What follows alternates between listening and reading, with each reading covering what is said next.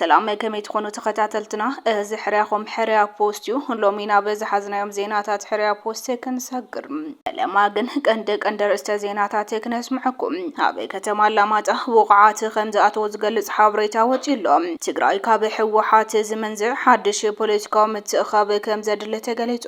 ኣብ ኤርትራ ምቅያረ ሰራዊት ይካየደሎ ተባሂሉ ምቁራጽ ፕሮጀክት ትግራይ ልዑል ተቃውሞ ኣበጊስሎ ዝብሉን ካልኦት ሓድሽ ሓበሬታታት ሒዝናልኩም ቀሪብና ኣለና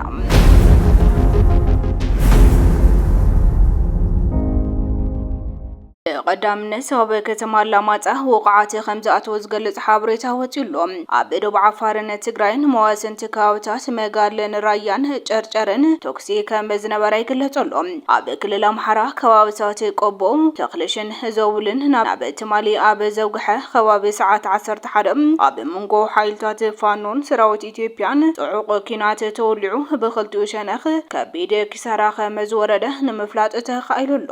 ኣብቲ በከቢድ ብረትን ድሮንን ተደጊፉ ዝተወልዐ ኩናት ክሳብ ምሸት ዝዘለቀ ክኸውን ከሎ ሓይልታት ፋኖ ውሑስና በዝብልዎም ከባቢታት ክወፁ ከም ዝተገደዱ ተገሊጾም ደገፍቲ መንግስቲ ፌደራል ሃብቲ ናይ ትማሊ ኩናት ንሓገዝ ሰራዊት ትግራይ ከም ዝተሳተፈን ውቃዓት ኣብ ከተማ አላማጣ ይሕከሙ ከም ዘለዉ ክገልጹ ተሰሚዖም ኣለዉ እንተኾነ ግን ከንቲባ ከተማ አላማጣ ኣይተ ሞገስ ሽፈራው ሰራዊት ትግራይ ኣብ መሬቱ ከም ዘሎን ኣብ መሬት ትግራይ ዝተወልዐ ይኹን ኣብ አላማጣ ዝመፀ ወቅዒለን ክብል መልሲ ይብሉ እቲ ኣብ ራያ ቆቦ ነንባዕሎም ዘካይድዎ ዘለዉ ኩናት ሰራዊት ትግራይ ከም ዝተሓወሶም ሲሉ ዝዝርጋሕ ዘሎ ሓበሬቶም ሓሶት ይኽብል ነጽግወሉ እቲ ብሸነኽ ደቡብ ራያ ጨርጨር ዝነበረ ቶክሲ ኣብ ክልል ዓፋር ይንቀሳቐስ ብዘሎ ብሓይል ሰላም ትግራይ ዝፍለጥ ዕጡቕን ሰራዊት ትግራይን ዝተወልዐ ክኸውን ከም ዝኽእል ምንጭታት ገሊጾም እንተኾነ ግን ድምፂ ቶክሲ ብዙሕ ከይጸንሐ ከም ዝሃደ እዩ ተፈሊጡ ዘሎ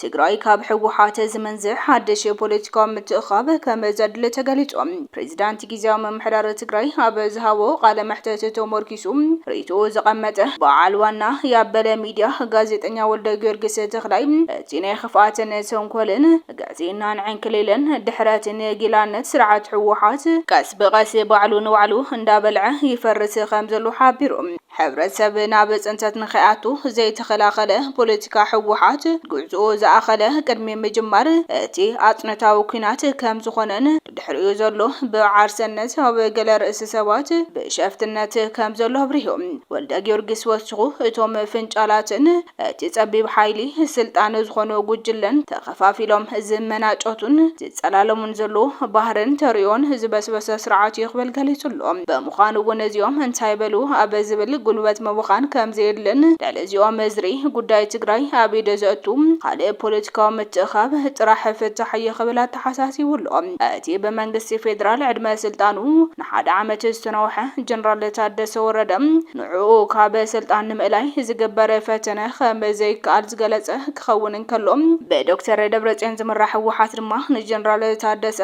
ካልእ ንምትካ ምንቅስቃስ ከም ዝጀመረ ይግለጽ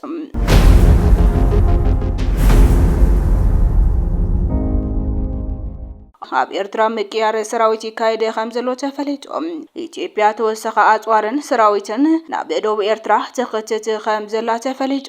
ኢትዮጵያ መቀጸልታ ናይቲ ብሰሜን ምብራቅ ክልል ዓፋር ትገብሮ ዘላ ወታደራዊ ምድላው በሸነኽ ሰሜን ምዕራብ ኢትዮጵያ እውን ተመሳሳሊ ሰፊሕ ናይ ሎጂስቲክን እግረኛ ሰራዊትን ምድላው ተካይደ ከም ዘላ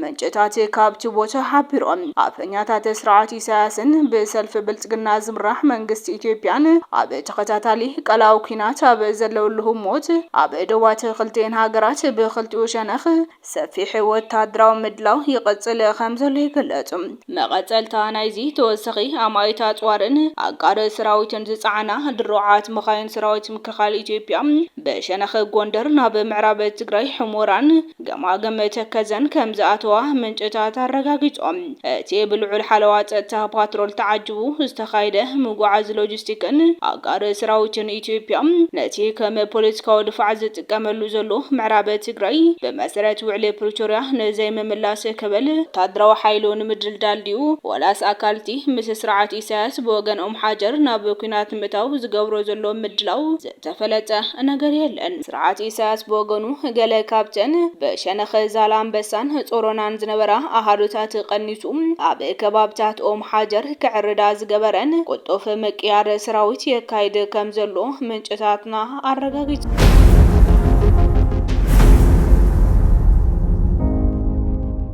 ኣብ መወዳእታ ምቁራጽ ፕሮጀክት ትግራይ ልዑል ተቃውሞ በጊሱሉ እቲ ትግራይ ብዓባያ ኣብ ዕጽዋን ክባንየትዩ ዘድቅቃ ዘሎ ቀዳማይ ሚኒስትር ኢትዮጵያ አብይ አሕመድ ካብ መቐለ ምስ ማእኸል ዓድን ወደባትን ንምርኻብ ዓሊሙ ህንፀቱ ተቋሪጹ ጸንሐ መንገዲ ባቡር አዋሽ ወልድያ ሃራ ገበያን መቐለን መሊኡ ደው ከብሎ ከም ዝኽእል ገሊጹ ካብ አዋሽ ክሳብ ወልድያ ሃራ ገበያ 398 ኪሎ ሜትር ንውሓት እንትልዎ ናይዚ ፕሮጀክት ሓደ አካል ዝኾነ መንገዲ ባቡር መቐለ ሃራ ገበያ ድማ